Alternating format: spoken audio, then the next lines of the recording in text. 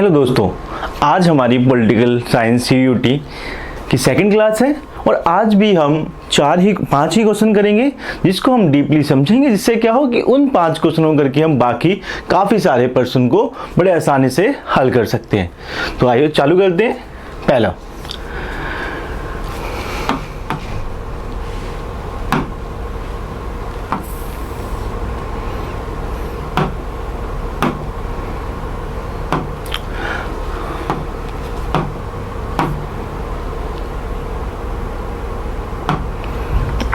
Cuba was associated with which country, मतलब जो आपका देखते हैं हम कोल्ड वॉर के टाइम पे क्यूबा किस कंट्री के संग जुड़ा हुआ था। तो ये बात हम सब जानते हैं, ना वो यूनाइटेड स्टेट के साथ में जर्मनी, ना फ्रांस के साथ में, वो जुड़ा हुआ था किसके साथ में, सोवियत यूनियन के साथ में। कि हम जब देखते हैं एक आपका कोल्ड वॉर में एक सिनेरियो भी आता है जहाँ पे आपका क्यूबा मिसाइल संकट के नाम से जानते हैं।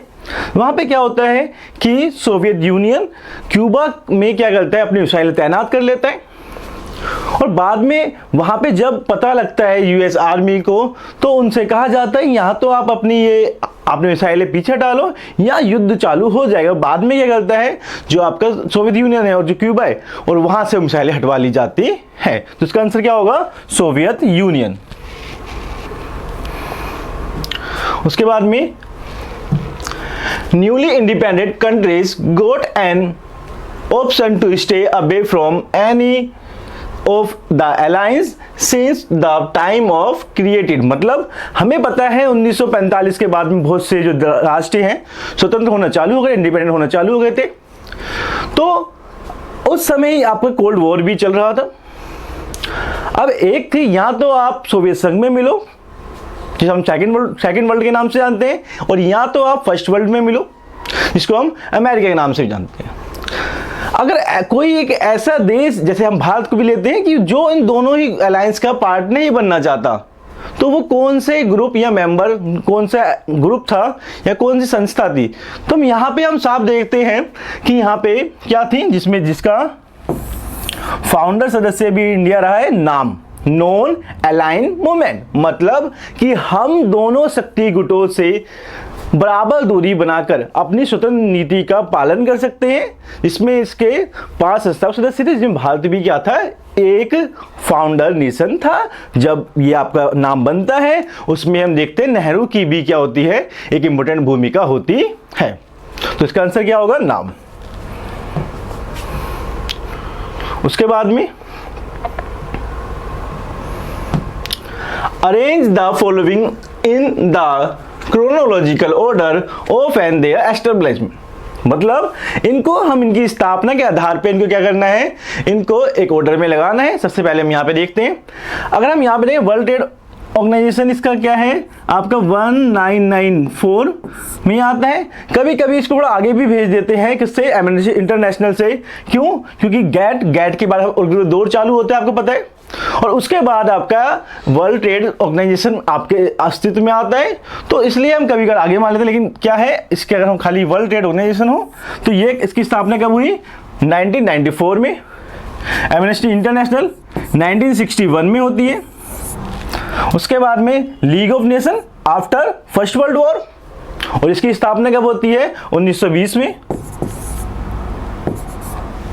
और वर्ल्ड बैंक आपको पता है ब्रेटन वुड्स के बाद में कहा जाता है कि जिनको सेकेंड वर्ल्ड वॉर में क्या हो ज्यादा हानि हुई है, तो उनका अमेरिका क्या करेगा, सपोर्ट करेगा।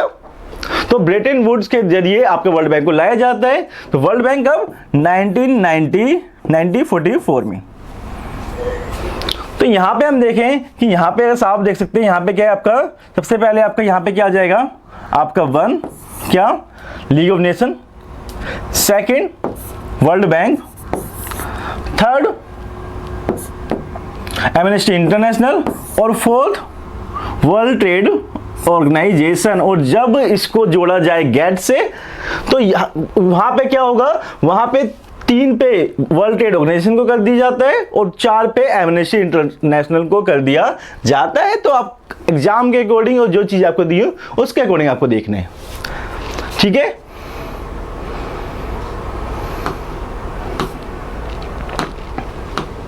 अब उसके बाद में the statement Soviet Union had become stagnant in and the administrative and political sense as well, मतलब कि जो आपका सोवियत यूनियन है उसके अंदर प्रशासनिक और राजनीतिक स्थायित्व आ चुका था, ठहराव आ चुका था, एकदम सही बात है। The Soviet union system was based on the ideology of socialism, और ये भी एकदम ठीक है क्योंकि सोवियत संघ है उसमें क्या थी, उसमें सोशलिज्म बेस्ड आपकी आइडियोलॉजी थी, ये भी ठीक है। तो यहाँ पे आपके क्या हो जाएंगे, यहाँ पे हो जाएगा ऑप्शन ए ठीक है। बोथ स्टेटमेंट आर करेक्ट, दोनों ही स्टेटमेंट आपकी क्या है, करेक्ट है, इसमें दोनों ही ठीक है। तो ये भी इसका आंसर क्या है आपका ए है।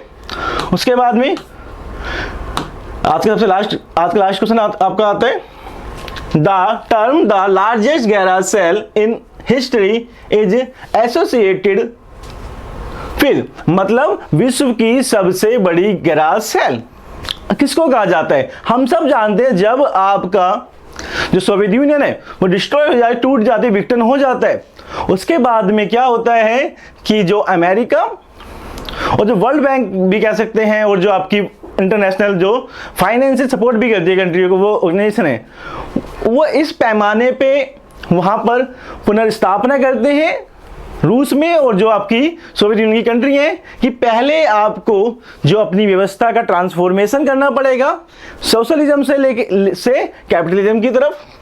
तो वहाँ पे होता ये है जब आपका बड़े पैमाने पे जो उद्योग धंधे हैं उनको बड़े सस्ते दामों पे बेच दिया जाता है। इसको तो इसलिए हम क्या कहते हैं, इसलिए इसको हम कहते हैं शॉक थेरेपी के नाम से ये जाना जाता है। तो इसका आंसर क्या है, डी है। थैंक यू, आज के लिए इतना ही, अगली वीडियो में हम दोबारा मिलेंगे।